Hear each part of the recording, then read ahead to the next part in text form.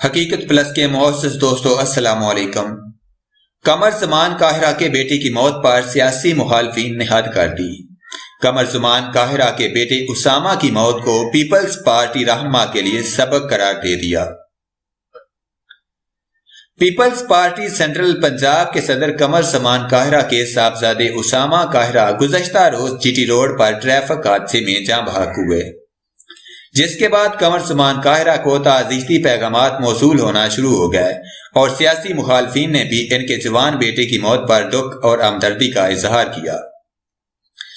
سیاسی اختلافات ایک طرف، لیکن دکھ اور تکلیف کی اس گھڑی میں بھی کچھ سیاسی مخالفین نے حد پار کر دی اور اسامہ قاہرہ کی موت کو قمر زمان قاہرہ کے لیے ایک سبق قرار دے دیا۔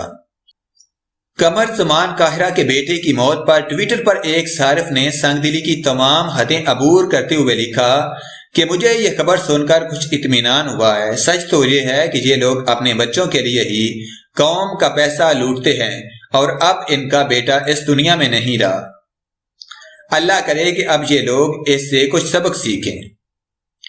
جس پر ایک صارف نے جواب دیا کہ میں نے اسامہ قاہرہ کی کچھ ویڈیوز دیکھی ہیں، وہ آنکھوں میں چمک رکھنے والا ایک معصوم بچہ تھا۔ اطلاعات ہیں کہ اسامہ کی گاڑی ایک موٹر سائیکل سوار کو بچاتے ہوئے کنٹرول سے باہر ہو گئی تھی۔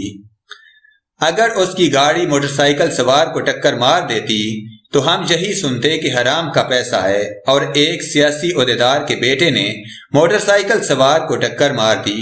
ہمیں کبھی بھی کسی کے بارے میں پیش کی رائے قائم نہیں کرنی چاہیے۔ ایک اور صارف نے لکھا کہ تم جیسے لوگ بدترین لوگ ہیں۔ مجھے پاکستان پر ترس آتا ہے کیونکہ یہاں تم جیسے سنگ دل اور بے حس انسان رہتے ہیں۔ ایک صارف نے انجینئر مزمل کو شرم دلاتے ہوئے کہا کہ تمہیں اپنے ٹویٹس پر شرمندہ ہونا چاہیے، تمہیں لوگوں کا دکھ بانٹنے کا طریقہ سیکھنا چاہیے۔ توبہ کریں، آپ نے تھر کی بات اور اس حادثے کا غلط موازنہ کیا ہے۔ اپنے ایک اور ٹویٹ میں انجینئر مزمل نامی اس ٹویٹر صارف نے لکھا کہ اللہ کرے کہ قمر زمان قاہرہ کو سبق حاصل ہو گیا ہے۔ جس بیٹے کے لیے انہوں نے پیسہ لوٹا وہ اس دنیا میں نہیں ہے، لہٰذا اب یہ لوگ ہمیں ہمارا پیسہ واپس کر دیں۔ یہی نہیں بلکہ دیگر سوشل میڈیا سائٹس پر بھی کئی ایسے بیانات گردش کر رہے ہیں جس سے سنگ دلی اور بے حسی صاف صاف جھلکتی ہے۔ ایک صارف نے لکھا کہ اگرچہ یہ حادثہ قابل افسوس ہے، لیکن اس طرح کے واقعات سے خاندانی سیاست کے خاتمے میں مدد ملے گی۔